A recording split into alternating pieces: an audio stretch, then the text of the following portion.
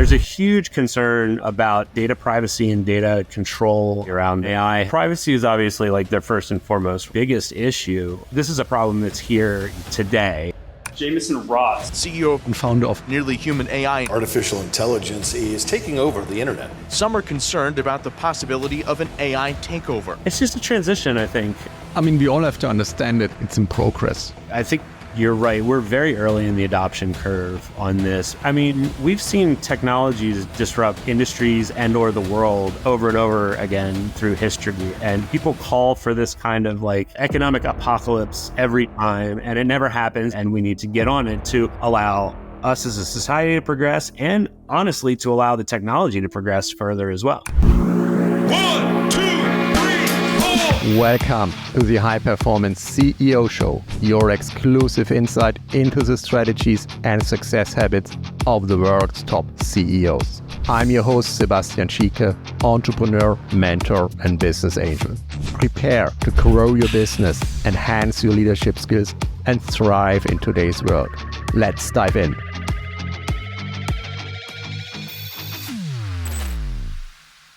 Today I'm talking to Jamison Rotz, and he is the CEO and founder of Nearly Human, a company focusing on responsible AI for business. And we not only share the same color of the shirt today, we also have common values and common ideas about AI, implementation in AI in certain different sizes of organizations. And I was really looking forward to talk to Jamison today about this exciting time we live in. So Jamison, welcome to the show.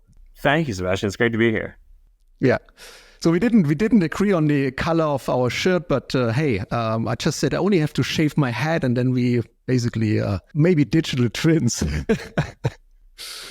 So we both met online a couple of months ago, and yeah, you attended a few of our networking events where we now in the last few times we only spoke about AI because such an important topic. And yeah, now let's take this time and really dive a bit deeper into what's happening in the industry at the moment. Where do we see real use cases for AI? Because sort of in the past, for many people, using ChatGPT is something, you can write copy, you can write blog posts, but not many people really see the big advantages you have by implementing these LLMs, especially in a private context. And you, with your company, you focus on helping primarily large corporates implementing large language models in their organization. So what is this use case for corporates implementing LLM, and how does such a project look like?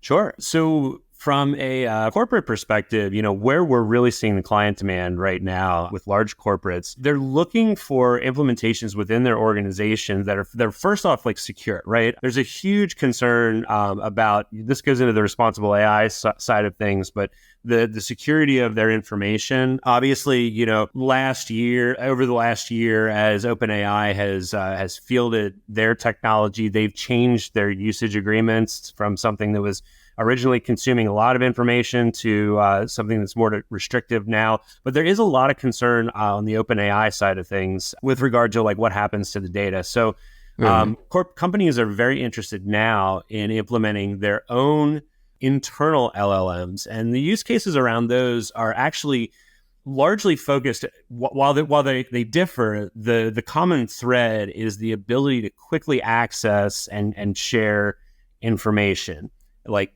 accurate business-specific information around a given context that a question needs to be answered. And we look at it, we have a couple of use cases. The ability to answer policy and procedure questions is something that we're seeing in high demand in the banking, and actually we're moving into the franchising industry as well, because there's a lot of policy and procedure that goes into implementing a franchise, for example. And so having that information available much more quickly than it used to be is super helpful in terms of like the velocity that these organizations have in terms of like bringing policy changes to bear or ensuring quality or consistency within a franchise organization, for example.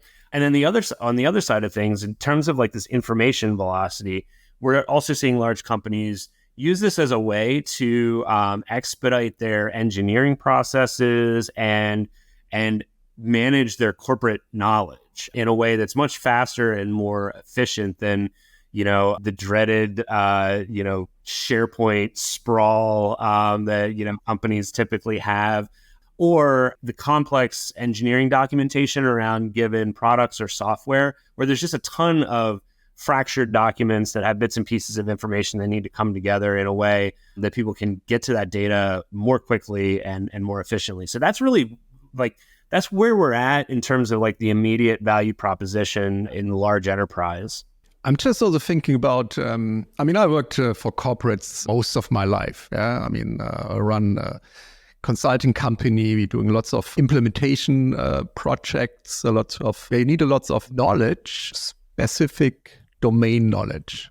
Mm-hmm. And if you imagine you take all this domain knowledge and put this into an LLM, then it should be quite easy for someone who's not so experienced in this field to execute certain tasks, to understand the logic behind decisions and to save money for the organization. They don't have to hire these expensive consultants because, hey, the knowledge is available in text form. Or even if you continue thinking the thought, you have all this institutional knowledge in organizations. Yeah, organizations existing for decades. Yeah, and especially when you talk about banks, they have all their knowledge documented, tons of Word documents, tons of Excel spreadsheets, and which is hard to analyze and hard to search for something. Yeah, but if you have such a large language model, a personal one, a private one within your organization, then hey, you can analyze all this content, look for patterns, create standard operating procedures, for example, and train new staff, and the world is your oyster, yeah? I can imagine it's incredible opportunities. It is. And what's interesting is, you sort of mentioned there's been a lot of concern, sort of what labor impact looks like, are this going to take people's jobs? And you think about this in terms of is this going to take people's jobs? What's interesting and what we're seeing is that the answer to that with the current clients that we're working with, nobody is talking about implementing an LLM and then getting rid of people. Where the real value is none of this is particularly cheap at this point, right? So one of the things that when you talk about a private corporate LLM, you do need to have a reasonable value proposition, right? If it's something that is of very little value, it's something that maybe you could do. Maybe you can stomach the risk of working with one of the public LLMs like ChatGPT through OpenAI or Bard, where some of that data is going to get out, but it's of low consequence. And so you can do that very cheaply. There are other ways to implement just sort of a straight up interface, and we offer this to clients too, where they can just a private interface into the API side of these things to keep your data relatively private. When it comes down to being able to answer specific questions within your domain context, there's more data management and effort involved in making that work. And you're right that I think as the technology progresses, we're going to continue to see more and more capability. The limitations that we're working within right now have to do with really, cost and processing. So when you look at these things, you have to sort of thread that needle from a value proposition perspective.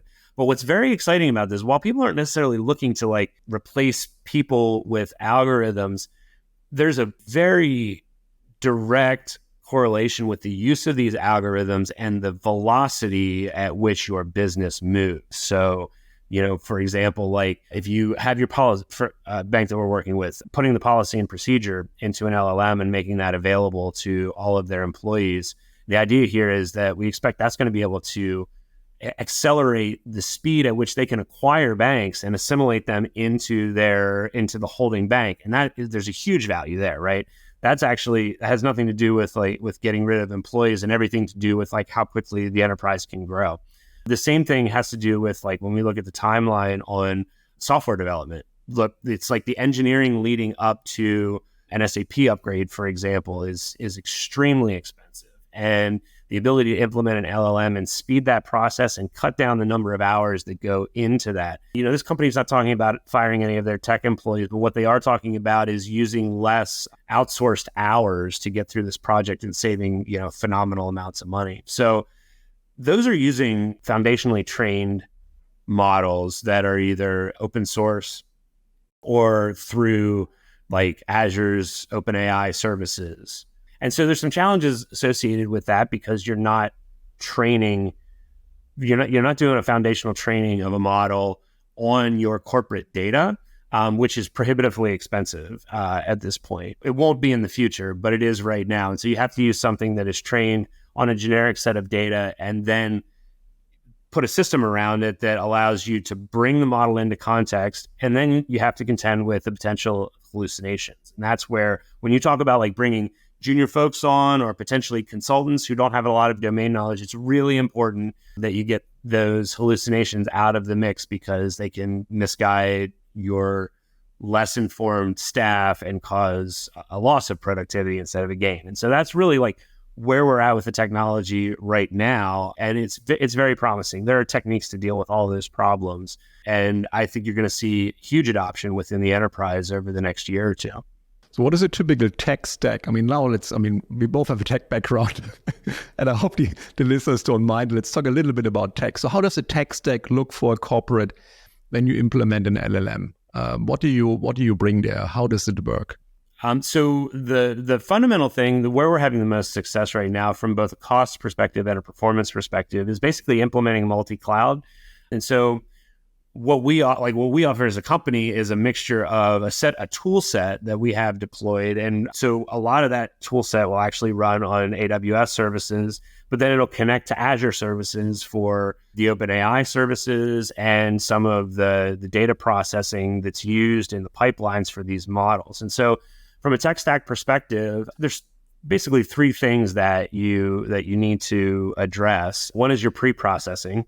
So that's, bringing your corpus of data in and getting it into a format that can be consumed by these large language models. And, that's different from the more structured data orientation of yesteryear, which a lot of that data still exists and there's valuable information there. But these LLMs are not designed to work with structured. They want to see unstructured data. So getting rich, properly formatted unstructured data into the system is important. And so there needs to be a data processing pipeline to do that. The second part is how you split and organize that data by context so that you can appropriately feed the large language model with the information and the context that you need to be answering questions around at any given moment in time. And when you're dealing with really large data corpuses, the pre-trained models can't consume all of that information all at once. And so you have to down select for the specific information that you want to work with.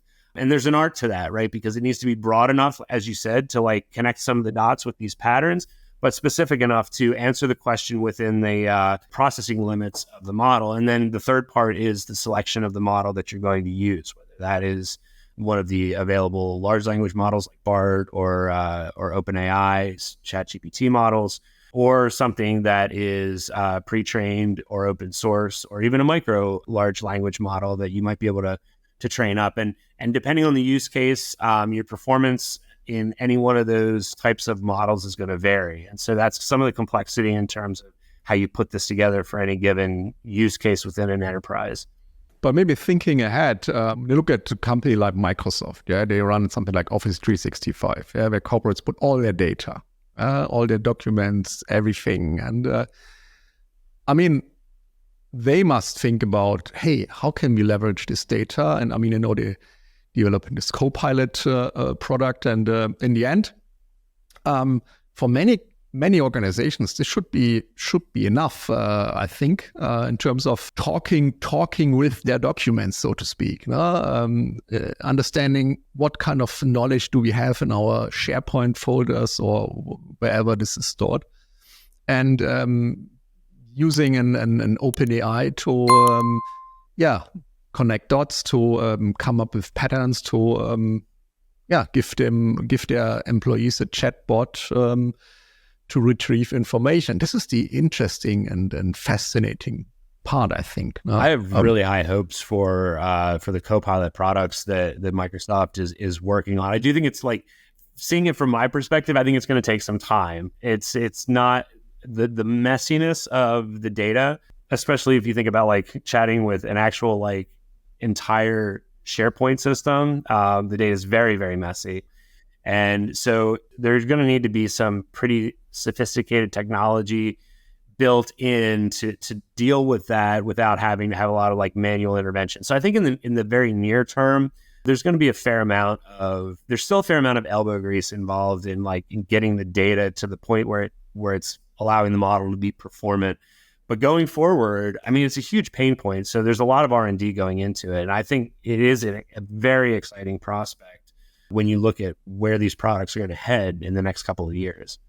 When you look at a normal company, which exists for 10, 20 years, how often do they implement a knowledge management system, another wiki, and then it's just disconnected from the previous one, then you migrate data or you leave it there, In the end, you have all this data mess, and now having something you put on top and really making sense of what you got is amazing. And I agree. I mean, it's not, at least at the moment, it's not there to get rid of people. It's to empower them, to give them more tools, make them more productive. Although I would argue that this would affect new hires. So I would say that companies probably don't hire at the speed they used to hire now, because they can shift many functions or give their existing staff more work because they are more efficient with the additional tools they have and the new processes around, which also results in a big cost saving. Yeah, I think you're exactly right. I mean, it's just like you'll probably see this impact like the bottom line of certain consulting firms first, right? Because like these companies are all looking at like outsourcing less when they use the technology. But I do think that, it's interesting when you look at knowledge work going forward. I think everybody has to like look at their own position and say, what part of my job is impacted by this? And ultimately, I'm an optimist, and I think that the way that this positively impacts society is that every knowledge worker at every level is going to be able to like level up, right? You need to look up the value chain from where you're at and say, how much of this stuff can be processed away with technology now, and how does that enable me to do more or higher level work in my position or within the context of my technical skills. And of course, like what skills are going to be valuable for me to acquire to level up even more quickly using the technology as opposed to the way it was before we had it. Yeah, and I think it's very important to be on the right side of this game, to learn how to utilize these new tools, utilize AI, utilize ChatGPT, to understand how to communicate, how to write prompts, how to connect systems with each other, how to make the best out of it to increase their own productivity. Because your competitors are doing that, I mean, they're doubling down and they're investing and spending time and effort in learning and in getting used to that. And so the question is not, will this replace humans? We both don't think at the moment. But it will certainly replace the ones who are not up to speed, who are not investing and who are not learning this technology right now. Right. And I think there's, across the business landscape, there's benefit to this. I think when you look at like the things that people are using ChatGPT for now, I think it's a good thing that some of these things can be automated away, because like there are a lot of places where people are spending a lot of time on relatively low value tasks. And if it can just be accomplished with ChatGPT, that burden, just goes away. And what you'll see is that if everybody in your organization can replace low value tasks with higher value tasks, that's immensely beneficial for any organization, any company. I use it on a daily basis now, evaluating ideas, structuring. I mean, I write something down in a free-flowing way, without just brain dumping. And then I ask ChatGPT to put this in a structure, format the text so I can present it. So I'm not asking them to write my content, but I'm asking them to structure my ideas and to bring it into a presentable format. And also you get a relatively unbiased response. You can check, does it make sense? And then you can get some ideas how to improve your work.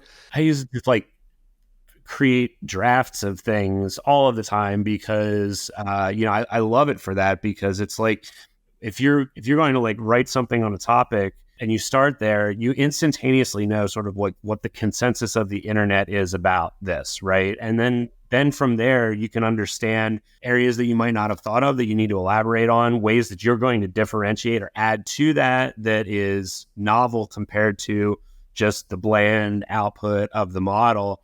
And I think that, that speeds up the creative process dramatically, because you don't have the hurdle of the blank sheet of paper, and also have a very nice broad perspective of, where the topic is at any given, but not all this is completely up to date, but you can see where the topic's at from a consensus perspective, and understand like where you're adding value. I think that's super important. Exactly. Yeah. How often did we stare at a blank piece of paper in the past, wanted to start something? Oh my God, 1 hour passed and nothing happened. Yeah. And then you just get some ideas, create a structure, a draft, and then off you go. And this is just, I always say it's the tip of the iceberg, where you can use this for. There's so much else which we haven't really dived into yet, but it's an amazing opportunities ahead. So looking at your company, Nearly Human AI, you primarily work for larger corporates, you said? Yeah, the government and larger corporates, yep. Implementing large language models and training them on usage of AI, and probably also on data privacy topics and everything which is connected. So what is the major concern of corporates at the moment? So privacy is obviously like their first and foremost one, data security around this. It's quite easy to imagine your employees going out and using ChatGPT, and in a future training of the model, one of your competitors going back and saying, in the voice of company Y, write me a 3-year strategic plan. And then you realize that, maybe an admin had been like summarizing board meeting notes for, a year and a half using this, and it leaked into the training. And now all of a sudden, right, I can see into my competitor's business plan. So, everybody is trying to be super vigilant about preventing those sort of things from happening. The data provenance thing is a huge issue, and I think it's good to see some of the legal proceedings happening about what fair use looks like with the information that is publicly available, whether it's legally or illegally publicly available. It is consumed in these models, and then you kind of lose track of it, except that you can see that information coming through. So there's a lot of like data privacy and data control concerns. I would say from there, then the next biggest issue is the accuracy and completeness of the answers that these systems are providing to people. And that's really where a lot of our effort goes into on the commercial side of things, to make sure that the answers that are coming back are consistently appropriate and that they're free of hallucinations, because these systems are only as useful to you to the extent that you're able to trust them with the staff that doesn't necessarily know better. So if it comes back with incomplete, incorrect, or hallucinated answers, it can cause you a lot of trouble. And so that's really where we look at it from a testing perspective. I think once you go beyond that, there are certain sectors that are concerned with the bias inherent in the system and what that's going to do to their business models. And that's probably less of a concern for the types of implementations we do, because it's a more narrow use case and it's based on corporate documentation as opposed to like big data that could be influenced by societal bias. But it is something that you have to be aware of. And even small things can be, even if they're not necessarily detrimental to your productivity, they're cringy if the model is coming back with, gendered pronouns for certain things that are not going to be well received by your employee base. So there's things like that to think about. I mean, we all have to understand it's in progress. It's not a final solution, and you need to take it with a grain of salt. You need to really question the results, and you probably also need patience and resilience, when working with AI, that you don't get too upset when things are not the quality which you expect in the beginning.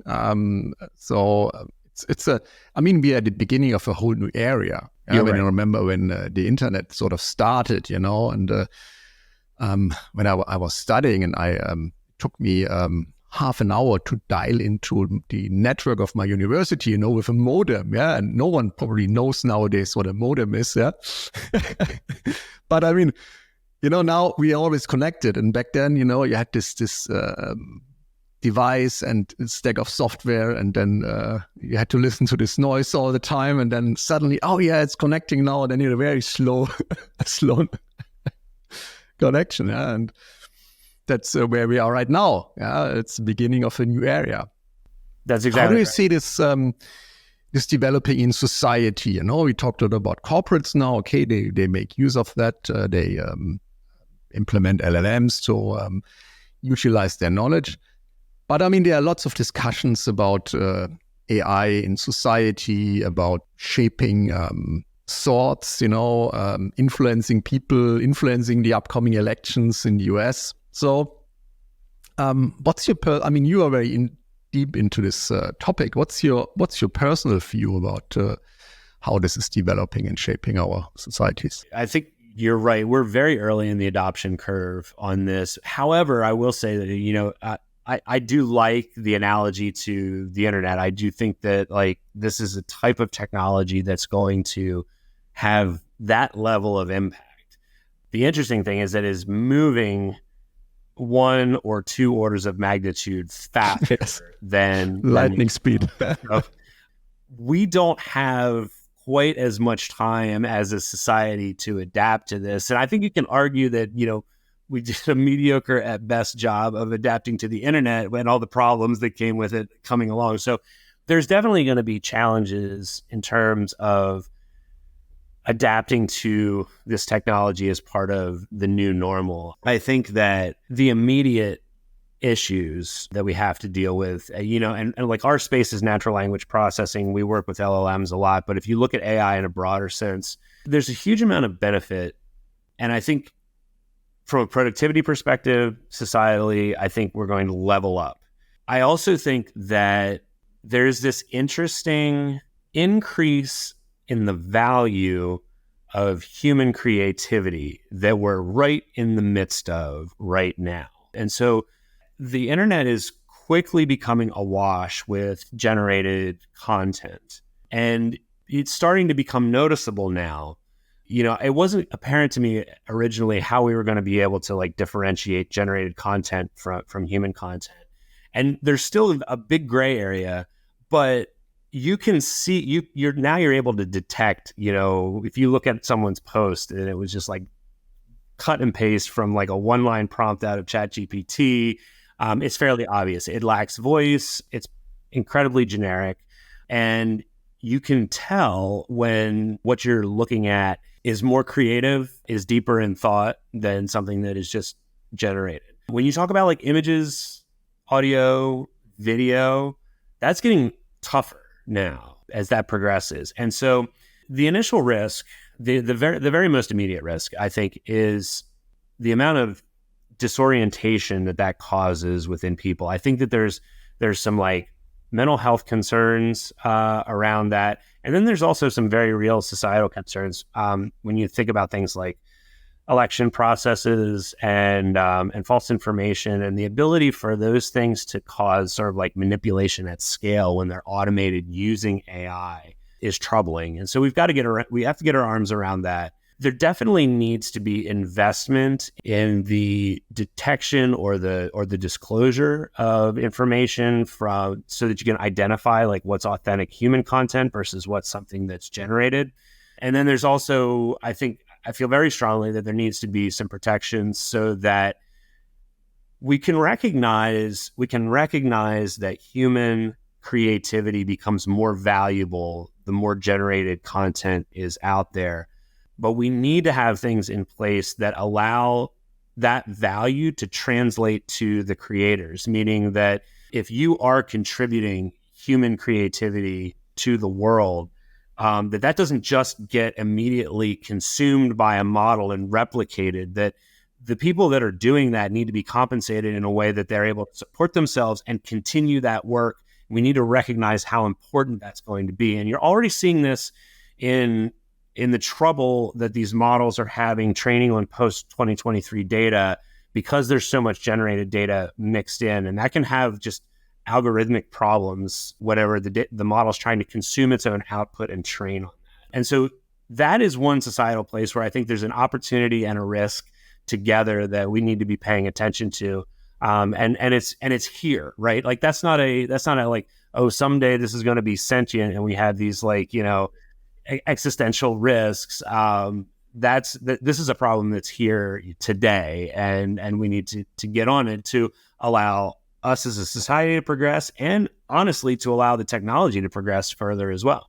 That's very interesting. I never thought about that analyzing generated content causes problems, but you're right. Yeah, it's a different style of content, a different quality, and when the AI is analyzing their own generated content, so what is the consequence? Because it's a very interesting aspect. There's a phenomenon in machine learning called overfitting.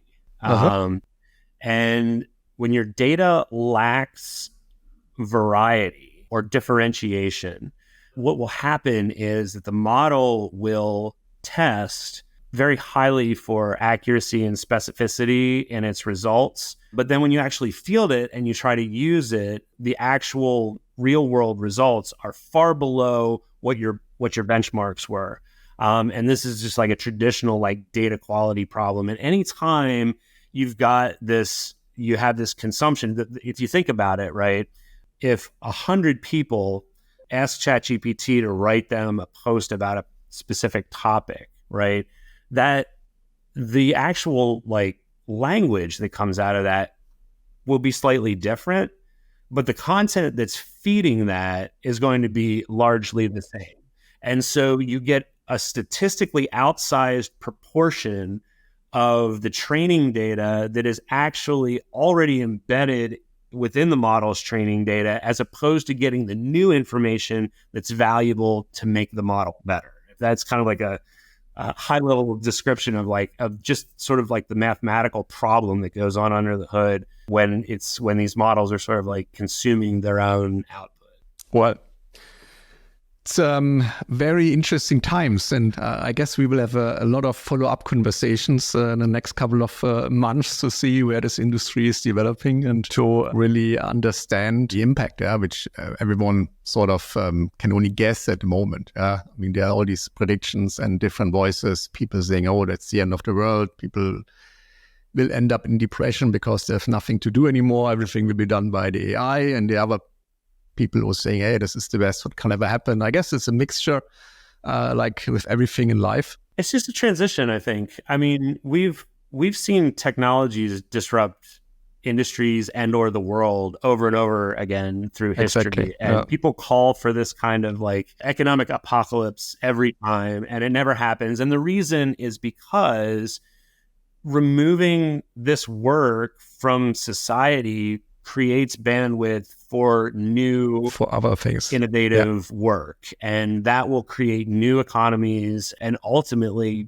furthers our advancement as a culture, right? So, I think that it'll be messy, but in the end, it'll be good. Yeah, no one is missing the horse as the sole transportation tool. Yeah, I mean, we use it for fun, sport, but not to get from A to B on a regular basis. And that's the same with AI. Hey, is there anything else you'd like to share before we wrap up? It's been a very interesting conversation. Yeah, no, this has been great. It's always great to chat, Sebastian. I look forward to doing it again. And if there's any of your listeners are out there interested in have any questions about the technology or interested in figuring out how to implement something for themselves, feel free to reach out to me at nearlyhuman.ai. Yes, people will do. We'll put your contact details in the show notes. And hey, Jameson, thank you so much for spending your morning with me and having this conversation. And we both are very curious what's happening in this space, and keep your eyes open. Yeah, absolutely. Just use it. If I think that's like the biggest advice I can give anyone is just go use the tech, play with it, become familiar with it. It's going to be an integral part of our future, and the more familiar, the better your understanding is just by using it, trying it. Nothing bad's going to happen by kicking the tires on the stuff that's out there. So exactly. All right. Thanks a lot. Yeah. Thanks so much, Sebastian.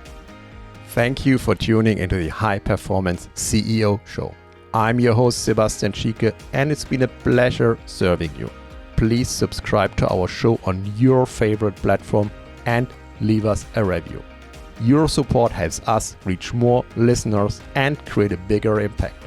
Check out our website, sebastianschieke.com, for additional resources. Until next time, be bold, be exceptional, be outstanding, be a leader.